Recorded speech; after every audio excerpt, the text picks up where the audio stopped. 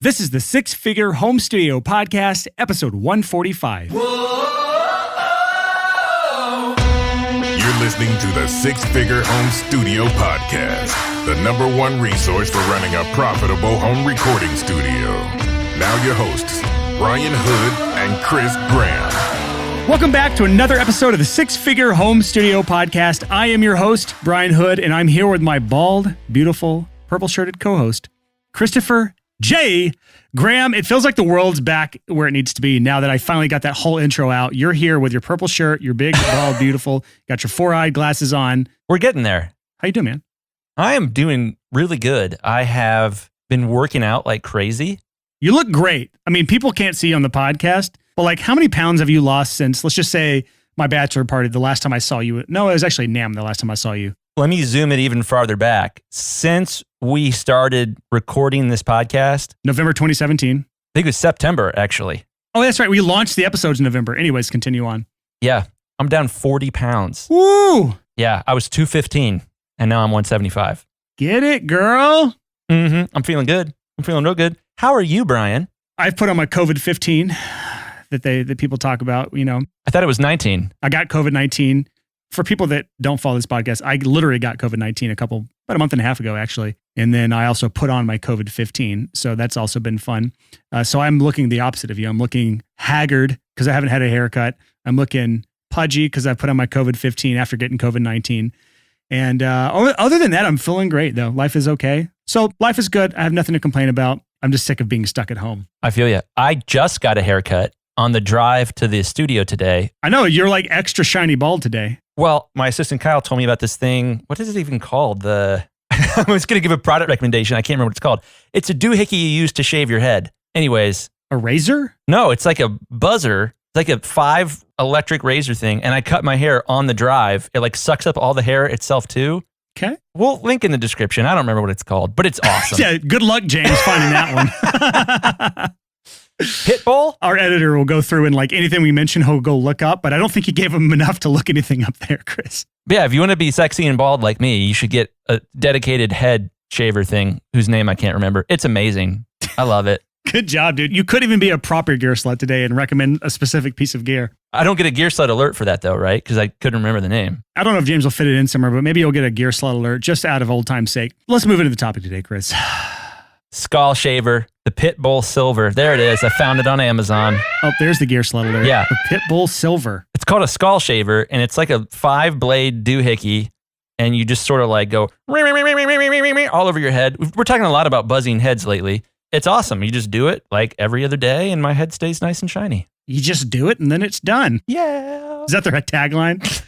Well, there's your gear slut recommendation from Chris Graham. I don't think you've ever gone an episode without a gear slut alert. It's true. Yeah. I'm going to go for one gear slut alert per episode from here on out. Yeah. So at least you can cut your hair in quarantine. Like I haven't been to the barber since I was due to get a haircut the week I got COVID. And that was like mid-ish June. And now we're into like mid-August and I still haven't got a haircut. So that's amazing. Alexa, what's 38 minus 19? 38 minus 19 is 19. I haven't been to the barber in 19 years. Funny story.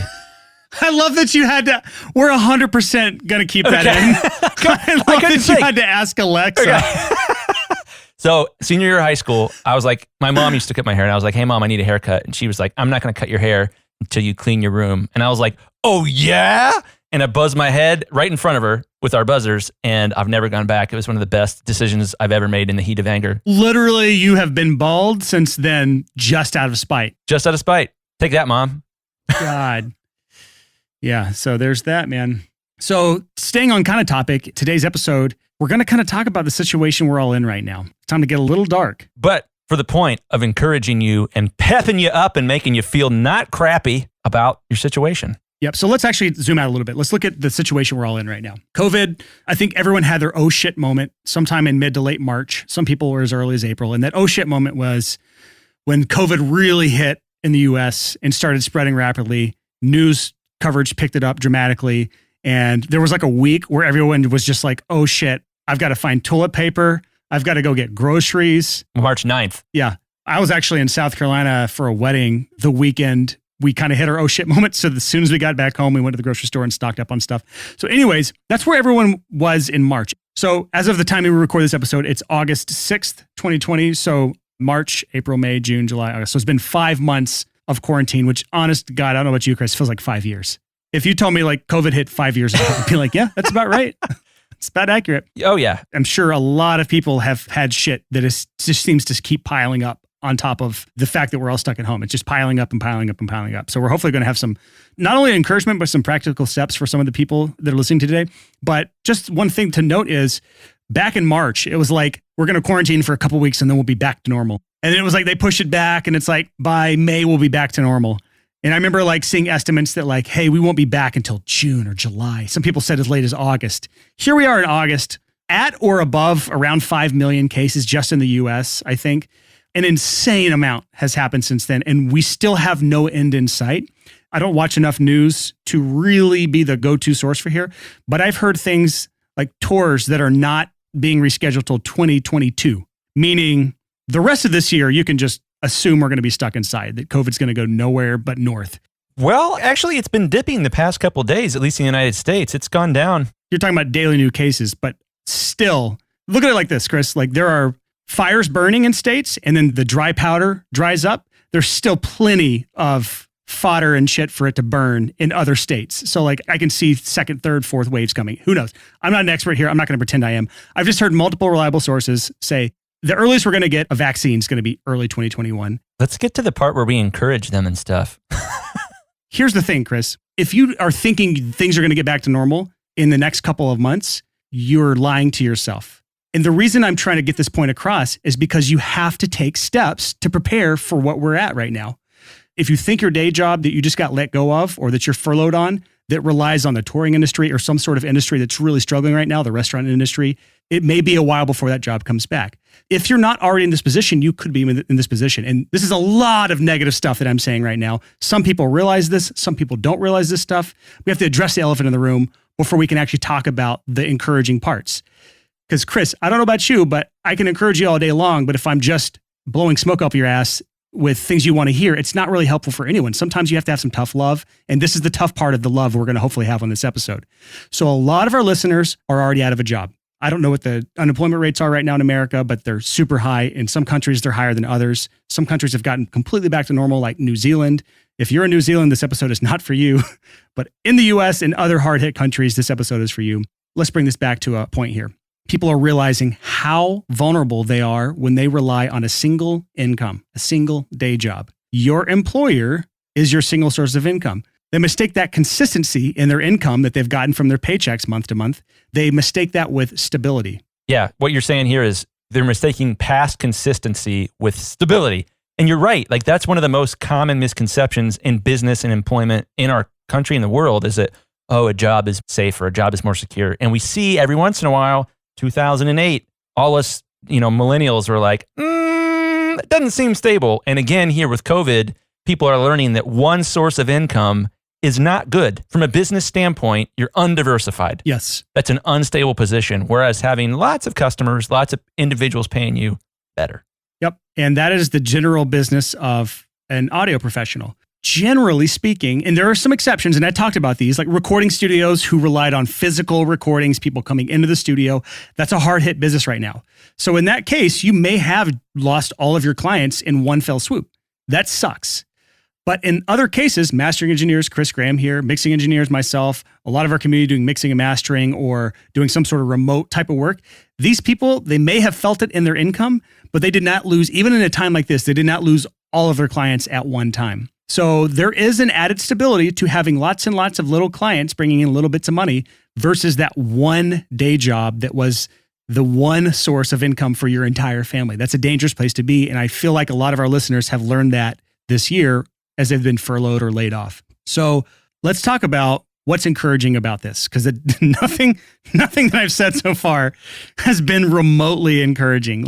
Yeah, it's been pretty. I hope you edit some of that out. That was a lot. I might go back and cut some of the darker parts out, but the reality is you can't sugarcoat this. This is, how many times have you heard the word unprecedented this year so far? It's been an unprecedented amount of use of the word unprecedented. Yeah, exactly. That's a great way of saying it. There's no way to sugarcoat this stuff. You have to say it how it is. And that's how I prefer. I like to know what I'm up against so that I'm making the correct decisions in what I do day to day. If you think that things are going to go away in the next 2 to 3 months, you're delusional. Well, let me say one thing, and I'm going to get ever so slightly political, but not in any one direction. One of my friends the other day said, I'm real liberal, but one of my really right-wing friends said the other day, I'll use a voice, wouldn't you just not be surprised if the COVID-19 virus just up and disappears after the election? And I was like, oh, crap. No, I would not be surprised at all. I don't think it will, but anyways. I've heard too many conspiracy theories. Like, here's the thing. Like, you can believe what you want. I choose not to believe any of the conspiracy theories. I am preparing my life and my business as if through 2021, I'm stuck in this and this is my reality. If I'm incorrect, I'm still fine. If I start buying into conspiracy theories that all things are fine right now and it's a conspiracy, like, I'm not going to get into this because, again, I don't want to jump into the political side of things because I want to keep this podcast as agenda free as possible and stay away from politics. That's my angle for this. So I'm going to try to stay away from it. I'm preparing for the worst so that worst case, I'm in the best position I can be in. So that's where I want our listeners to be as well. So let's talk about this, the opportunity that this brings up right now. We are now in a position where we don't have a choice but to make this business work. If our passion lies in audio, we have the skills in audio, we no longer have a choice. We have essentially what's known as burned our ships. Our ships have been burned for us, actually. And this kind of goes back to a story. I'm going to butcher this. Actually, Chris, you want to tell the burned ship story? We've talked about it in the podcast. Yeah. You're a better storyteller. Yes, I do. I love telling stories. So I'm going to botch some of the details, but the spirit of it will remain the same. There was a conquistador. He takes a bunch of ships and he says, hey, I think it's the Aztecs. And he says, hey, we're going to fight the Aztecs. They get there from Spain or wherever. And everyone's like, I don't know. I mean, we've got iron armor and spears and stuff, but there's like thousands and thousands of them. And I forget what the leader's name, but he basically was like, okay, cool. Burns the ships, lights them on fire in the water. So what happens is all these soldiers understand, like, your option is lose and die or win and then build ships and go home to see your families. They won a lot. Let's bring this back to how this relates to our listeners right now. If you had a day job, you had that stable income coming every month, that was the ship you could always go back to escape when things got hard in the studio world. When you tried to build your career, it got a little awkward because you had to sell your services and you don't know if you like mixing creativity and business. It just feels icky. And so you go back to your day job because that's a stable income. You don't have to stretch yourself. You just show up, you collect your paycheck. That was your ship. It's gone. It's been burned. It is not coming back anytime soon, most likely. And so now you're in this position where you have to make this work. You make this work or you don't eat. You make this work or you don't have any income. Which sounds crazy, but in there lies the superpower of humans. Certain humans throughout history, most of them, you back them into a corner and they turn into honey badgers. They figure it out. Honey badgers, if you don't know what a honey badger is, it's essentially like a wolverine, like a badger that's in Africa. Small, little crazy animal, but even the lions won't mess with this guy. They're impossible to kill, impossible to trap, impossible to contain because they are fiery as hell. Have you seen the video where they get bit like by the most venomous snake? Yeah. They like attack like a cobra, fall asleep, wake up and eat him. They kill it before he passes out and then they kill the snake and then they pass out due to the poison from that snake, wake up however long later and then just eat the snake that just poisoned them. That's a honey badger. We got to give a honey badger salute to a good friend of the podcast, Graham Cochran, who started his business during the 2008 recession. And Brian and I both started our businesses during the recession as well, 2008. I started mine in 2009, actually. So it was like everyone had their oh shit moments, and now we're trying to rebuild based on whatever they had left. It was a dark time for a lot of people. But it's an interesting thing when something like this happens, it helps you figure out who you are. Are you going to lay down like a possum and play dead? Or are you going to be like a honey badger and bite that lion's freaking face off? Yep. And that's why you saw so many businesses that are successful today that started in 2008, 2009, 2010, because they didn't have the cushy day job to fall back on. I talk about this all the time, but one of the podcasts that I listen to a lot, not right now, but in the past, was Smart Passive Income by Pat Flynn. He graduated college with an architecture degree in like 2008. There was no one hiring in architecture in 2008. So he was forced to start his little side hustle in 2008, which grew into Smart Passive Income, where he makes, 7 figures plus per year, probably 8 figures a year now. And that opportunity would never have come had he graduated high school and there would have been jobs waiting for him in the architecture world. He'd be making $70,000, $80,000 a year, maybe, if that. I don't know what architectures make, Chris. Do you know? I actually don't know. What architectures make? Yeah. Architects? Yeah, that's what I meant. Yeah. What do architects make? I don't even know. I'm sure it's like any other career. You have to build it from the ground up. That was really good. That was really good. I do what I can. I architected that joke for you. Anyways, let me back up and talk about something totally unrelated. One of my favorite shows growing up was Smallville. It's about Superman growing up. And there's this episode, again, I'm going to botch it. Sorry, Smallville fans. But Superman's like 13 and he's on a bus. And then the bus, for some reason, falls off of a bridge into the water. And Clark Kent, aka Superman, doesn't realize it, but he has incredible superpowers buried deep within him. And he saves the entire bus full of kids.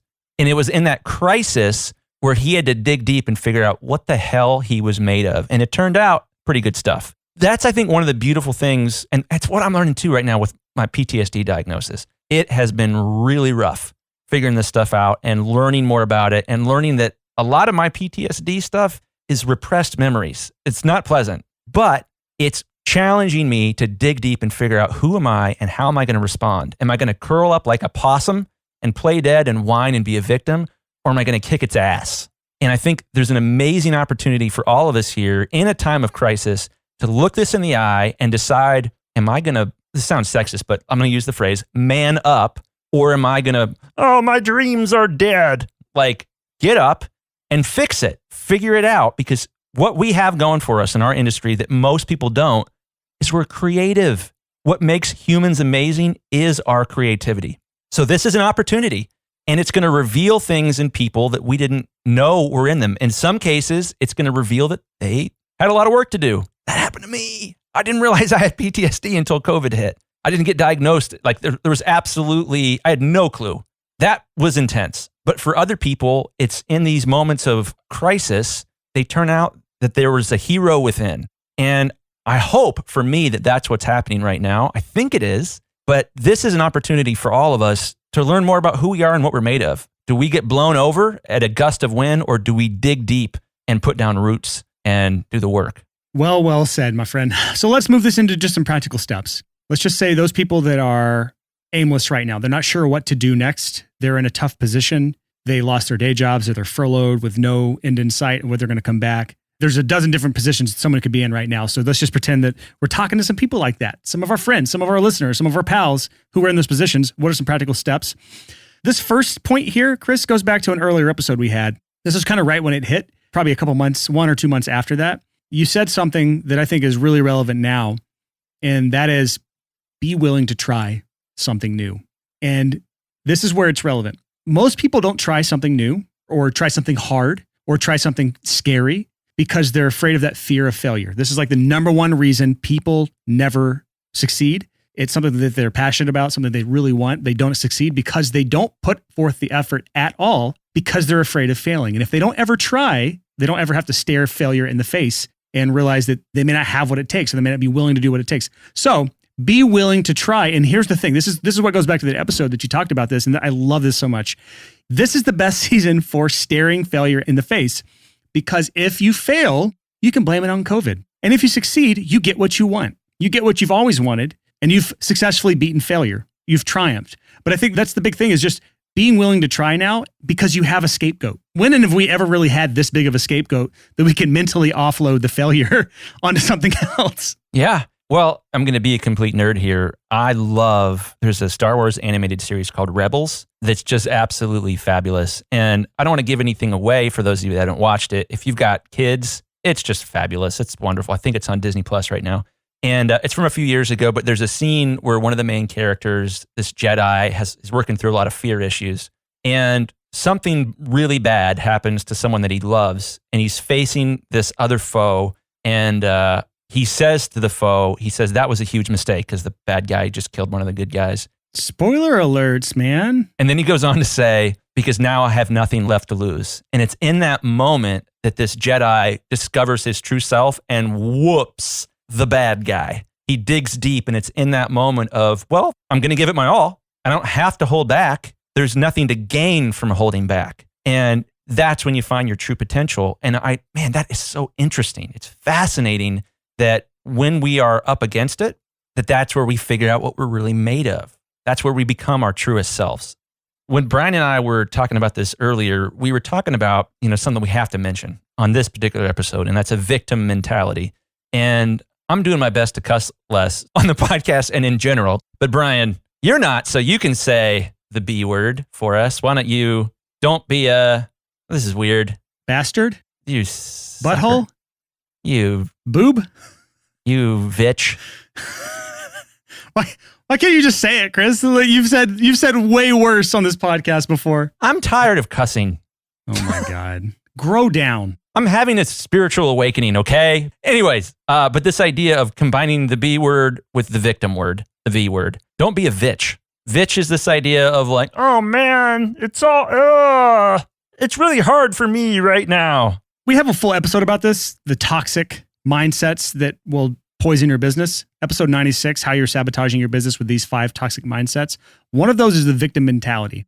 And I can't think of a time in history where there are more people wallowing in self-pity and in victim mentality right now, because I can't think of a time in my lifetime where there are so many true victims right now. Yeah. People that made no wrong decisions. They didn't do anything wrong with their jobs or anything wrong with their business. Think of all the restaurants right now that are sputtering and dying. Some of my favorite restaurants in Nashville closing down for nothing they did wrong. The businesses they made were fundamentally sound. They may not have taken on debt that they shouldn't have. The only thing that happened was something out of their control happened to them, and now they are truly a victim. And that is a lot of our listeners right now. And so the hardest time not to have the victim mindset is when you are truly a victim. And Chris typoed here. He's typed victim in there and he accidentally put vitch. And then I thought like, don't be a bitch, don't be a vitch. And it just kind of was funny. And now we have a word we made up for this podcast. But don't be a vitch. Like that's a victim mentality person who's just wallowing in their own self-pity. And Chris, we can edit this part out if you don't want to talk about this, but like there was a moment this year where that was you. It was. Absolutely, man. When I've mentioned before on the podcast, and I'll be transparent here, I started having panic attacks, a lot of them. And they were intense, and I had no idea why my reaction to circumstance was so intense. And as I went on that journey, eventually went to the hospital, got diagnosed with complex PTSD, and started to understand, there's a lot more going on underneath the surface. Well, here's the thing is we don't necessarily need all the details. There's a pretty good breakdown where you talk through a lot of this stuff. The point here is you were truly a victim in this situation. And that is the time where people can fall into the victim mentality. People who are usually not the type of person to fall into the victim mentality, it still happened to you. And you were truly a victim. Embarrassingly, I FaceTimed you in my bathrobe. This actually goes well into the next point here, which is have some damn good friends in your life right now. Who are those people who you need to be around more? And so in this moment, for Chris, it was me in this moment. Yeah. Because you need someone who can knock you out of it. Let me talk about this moment. Chris FaceTimed me at like afternoon. So it might've been like 1 p.m., 1:30. You were slumped in a chair in a bathrobe, unshaven for like days, which usually you're pretty like close to clean shaven. If covered in baby oil. I'm just kidding. There was no baby oil. No, you weren't covered in baby oil. And like, I've never seen you in such a low point. And I literally I put my headphones on and I went on a walk and I just kind of laid into you a little bit. I gave you some really tough love to get you out of this like, woe is me victim mentality situation. And it was like, I would say for you, you've said that was kind of like a turnaround point for you. And so that goes really well into this point of having good friends in your life, because I've had those moments in my life where I've been down and someone had a come to Jesus moment with me, a real true friend who's willing to say shit that other people may not be willing to say, the friend who's willing to put the relationship on the line because they don't want to see you make a major mistake or whatever. Let me hop in here. So I think that there's 2 pieces of this. If all you do is smack your friends that are being bitches across the face, that sucks. And I definitely come from more of a history of that. I was like a pole vault coach in college, and I respond well to being smacked across the face. But one of the things I learned through this, and I think you did a great job on this as well too, is you empathized with me first. You sympathized with me, and then you bitch smacked me. They call it the shit sandwich. It's where you say something really good, and then you get to the real talk, and then you wrap it up with something good again. It's the shit sandwich, yeah. Yeah, it was great. And I think in our industry, we tend to like just the middle of the sandwich. Mm-hmm. It's like you just eat the icing out of the Oreo and you throw away the 2 outsides. Exactly. In our industry, we tend to not be great at that. And I really appreciated you as a man to call me out on that. And it really was at this turning point of me being like, you're right, I do need to take ownership here. And at this point, I need to begin focusing on healing rather than too deeply processing what the hell is going on in my own life. Just bringing this back to the audience, a lot of us, you have this person in your mind right now. They may have fallen out of touch with you, or maybe maybe you have a great relationship with this person, the good friend, the one that you want to surround yourself with more, but make more intentional time and effort to surround yourself with these people more. Now, maybe not in person right now because of the rampant COVID running around the US right now, but maybe texting, maybe social media, maybe FaceTime, maybe Zoom, maybe phone calls. Or Marco Polo. So just be intentional about staying connected with those people. And I asked this to my wife the other day. I was just like, who are some people in your life that you want to spend more time with or want to surround yourself with more? I think that's a good question for anyone to ask us, which is just who do we want to and need to be surrounded by more? And sometimes those aren't the same people. Sometimes the people who give us real talk, we don't want to be around because we don't want to hear that real talk. So sometimes it's asking the question, who do we need to be around with right now? Yeah, that's a good point. There's two types of bad groups of friends, I think, in this category. One is an echo chamber where you say, I'm sad. And they all say, oh, yeah, everything's sad. And then the opposite side is, I'm sad. And then everyone smacks you simultaneously. Probably not great. You want somewhere in between. And I think, I don't know, food for thought there. You need the friend who's going to give you the shit sandwiches. Oh, I'm sad. And they're going to say, oh, I'm so sorry, buddy. Stop being a bitch. I love you. That's the shit sandwich. Yeah, exactly. Get up. So yeah, I mean, this is like every movie hero ever. Yep. Is they get up, they do the Captain America. So let's move on next on our list of practical steps. And this is one that I've been preaching for years, and I've been practicing this for years, but that is just stay away from the news. It's terrible. Especially in election year. Oh my God, especially in election year. Let me dish about the news. So I went to college. Good for you, you freaking know-it-all. I barely graduated high school. Yeah, there was one class that was useful, and it was a media studies class. That's not true. There was more than one class. There was at least 3. It was a media studies class, and we had this amazing lady that was teaching, and we watched like a music video. And the music video had like specific brands of clothing and specific brands of pop and specific artists. And then she broke it down and was like, all of these products, all of the music is all owned by companies who are subsidiaries of other companies who are subsidiaries of this one big company. The whole thing was a commercial. And then she broke it down and said, back in the 1970s, all the media companies on earth, all the big TV companies, NBC, CBS, ABC, et cetera, they all said, we're going to tell the news because it is the responsibility of a network, and we're going to lose money on the news. And then in the 1970s, giant corporations came around and they bought up all the media companies. And they looked at their books and said, no, you will not be losing money on the news anymore. And we need to find ways to make money on the news. And at that point, our country went through an enormous shift where the point of news is not that you are informed. The point of news is that you see ads. And to get you to see ads, they have to keep you engaged. And to keep you engaged, they have to keep you angry or afraid or fill in the blank. Or confused and you need the answers. Exactly. So the news is not out there to be your friend. The news is out there to make money because every time you see an ad, they get paid. So what they're doing right now is they're telling all the scariest stories they possibly can to get you addicted to it. The point of any media corporation, other than ours, because we're just a podcast, is to get you to watch it 24 hours a day. Facebook's goal is for you to be on Facebook 24 hours a day. Instagram's goal, well, it's owned by Facebook, so you do the math. CNN's goal, MSNBC, their entire goal is how do we get people to stay glued to the television so that we can show them ads for Gillette shaving cream. And with that being said, that should tell you enough to know that the news does not have your best interest at heart. That's the number one thing I hear whenever I tell people I try my damnedest not to consume the news. The closest I get to news are podcasts about finances and investing. So I'll hear news bits related to those things. But when people hear that, they say, well, how do you find out about things that are important? Big world events, things that you need to know. And I tell people the same thing I'll tell our listeners right now who are asking this question. Anything that's important enough will find its way to you. And if it doesn't find its way to you, it's not important, period. I've never in my life, since stopping watching the news and consuming news, never in my life has something happened that truly impacted my life that I did not know about. It always will find its way back to me. A friend will tell me, family will tell me, it will come up in discussions with friends and groups of people. The good news is I am not bombarded with CNN, constantly negative news. I am not the person who is constantly getting deflated because everything sucks. There's murderers everywhere. There are serial killers everywhere. There are people out there ripping everyone off. The world is full of scam artists. The world is full of unethical people. The world is full of violence and hatred and terrorists and whatever the news. I mean, the news will tell you anything if it gets you watching the news. And so for that, I don't consume it. Is there anything to add to that, Chris? I mean, it's pretty straightforward. It's pretty straightforward. I would add one more little juicy nugget to this.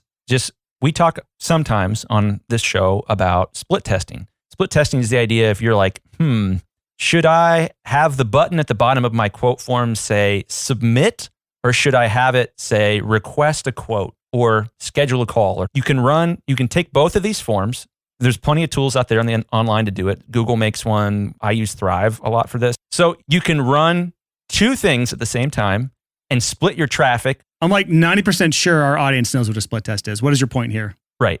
My point is that news organizations split test their headlines. Yeah, of course they do.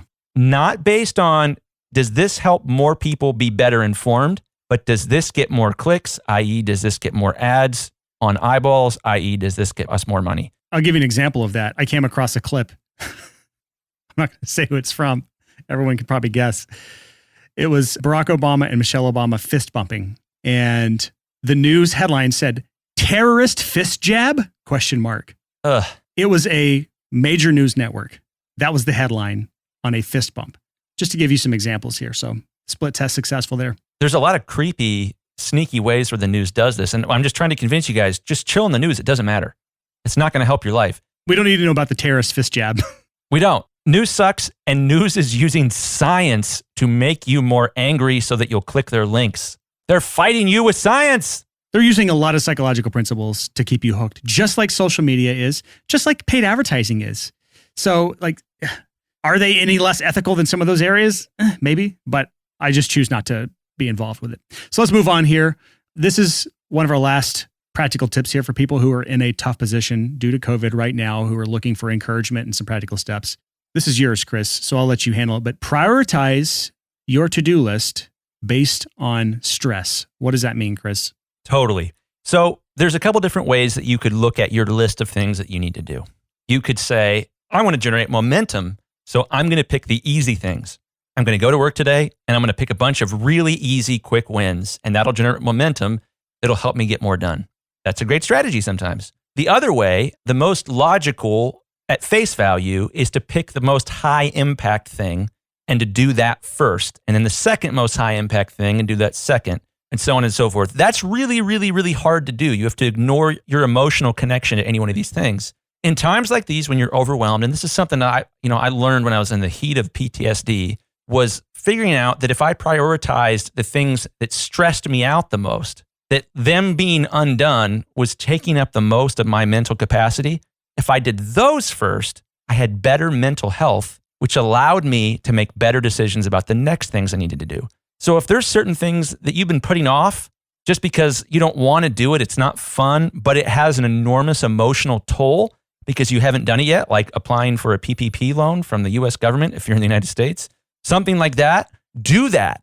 Get it out of the way so that you can free up CPU space. You could look at that as, for us audio nerds, it's like having all these muted tracks with auto-tune on them. It's using up your CPU. It's using up your RAM. It's making your computer run funky.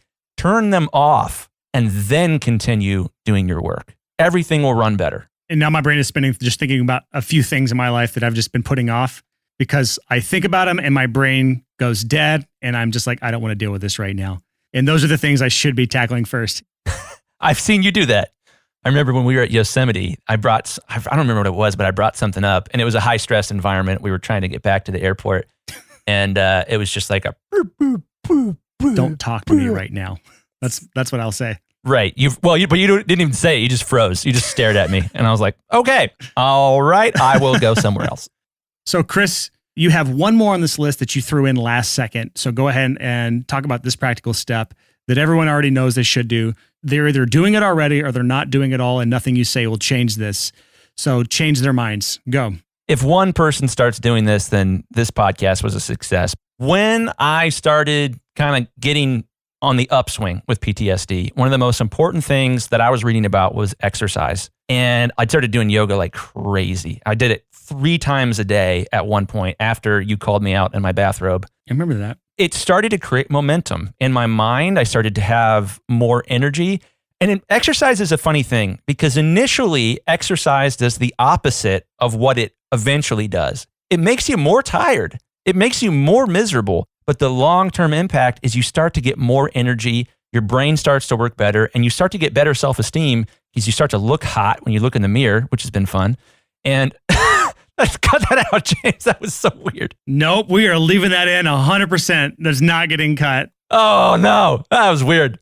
But, I've heard this for years. Exercise is so important. And I remember I saw an interview with Richard Branson, and they asked him, what's the most important thing you can do to up your productivity? And he said, exercise. And I was like, what? You're a billionaire. What are you talking about? Exercise. Your brain is a passenger in a human body, and it's all connected. I had no idea how unbelievably connected the mind and body was until I started doing this PTSD journey. And I have a personal trainer now. I go to yoga classes all the time. I'm running, not as much as I should, but I'm running all the time. But I'm working out every day, and that has been a godsend. It has completely changed my life to finally consistently exercise. It's a mindset changer, and it's one of the best things you can possibly do. So my advice to you, easiest thing to do is to start running, but do it in a way that's fun. If you're going to do yoga, don't just pick any yoga class. Start with like a hatha class or a restorative class. Don't just show up at a vinyasa class. That will kill you. But start with an easier yoga class. If you're going to go work out, I really think an investment in a personal trainer is worth it. It's probably one of the few ways you can work out because most gyms around me, at least, are closed. Right. Yeah, so when I go to work out, there's only a couple people in the gym. It's a huge gym and there's only a couple people there, and we stagger and work with this trainer, Judd. He's the freaking man. Judd's been so helpful because he's been able to gauge, okay, Chris can take more, Chris can take less, Chris needs encouragement, or Chris needs a glass of water. And he's helping me figure out that rhythm, and I'm seeing way faster improvement, and it's a lot easier to stay motivated when Judd's texting me and it's like, hey, are we working out today? I don't want to let Judd down. So get a personal trainer or do something. I don't like that Judd asks. I think Judd just say, hey, we're working out today. Where are you at? This is true. I'll tell him that. Don't give you the option, Chris. I can't say enough about, in a time like this, the real issue when we're prioritizing physical health, when we're trying to stay healthy physically, the cost of that, shout out to Kyle Whitaker for telling me this the other day, the cost of that is mental health. We're prioritizing physical health over mental health. But I think that we can prioritize our physical health by exercising, and that helps with the mental health component. I think the most important time to be working out since I've been alive is right now. I tend to agree. Like, I've always had a consistent workout schedule, wake up early, 5:30, go to the gym. And that has not happened since our oh shit week. So I need to find a way to continue consistent workouts other than just podcast walks so that I can stay. I mean, it's definitely impacted me mentally. I don't, you probably noticed on this podcast, my energy level's fallen since COVID hit. Maybe we'll do a six-figure home studio yoga class hosted on the Facebook group. That would be so weird. I hope this was encouraging. I hope that you get off the couch, that you stop being a bitch, that you are trying new things, not being a bitch, being friends with people who will encourage and call you out, not watching the news, prioritizing based on stress, and that you're exercising.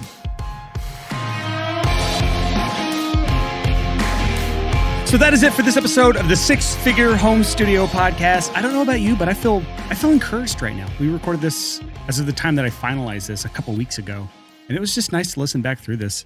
I know there was some real talk at the beginning, maybe some negative stuff that was potentially disheartening for people, but I still truly believe that if you are going to succeed in life and business and anything that you're trying to accomplish, you have to know what you're truly up against. So as your friend, it is our duty to paint the realistic picture of what's going on right now. Next week's episode, we interview a friend of ours, a fellow six-figure home studio owner who is crushing it despite COVID right now. He is actually doing in-person sessions, following state guidelines, and having a record year in his business. And we spend like an hour just digging into his business, learning what separates him from all of the people that are struggling right now.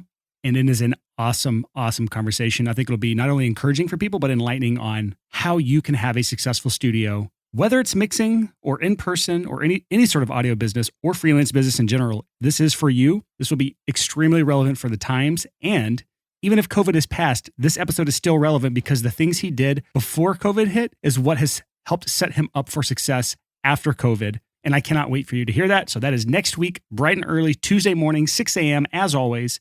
Until next time, thank you so much for listening.